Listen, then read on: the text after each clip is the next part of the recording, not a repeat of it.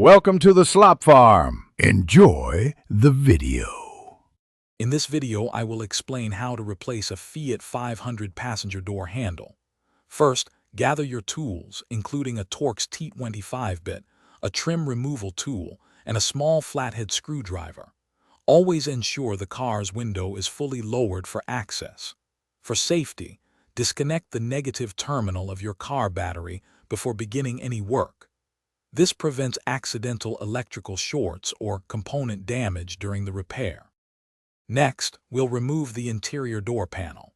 Begin by gently prying off the small trim cover around the interior door handle using your trim removal tool.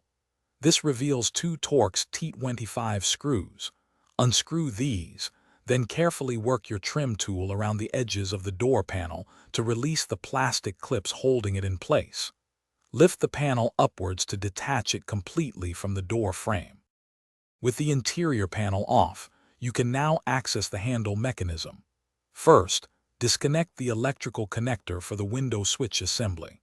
Then, carefully unclip the two door handle cables from their respective attachment points.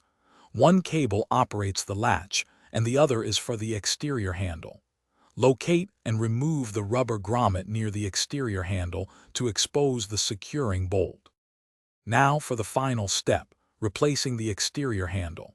Use your Torx T25 bit to unscrew the single bolt that secures the handle. Once loose, carefully slide the old handle out of its housing on the door. Take your new handle and slide it into position, ensuring it seats correctly. Reinstall the securing bolt, then reconnect all cables and electrical connectors. Finally, reattach the door panel and test the new handle. Thanks for watching. Consider subscribing if we helped you today.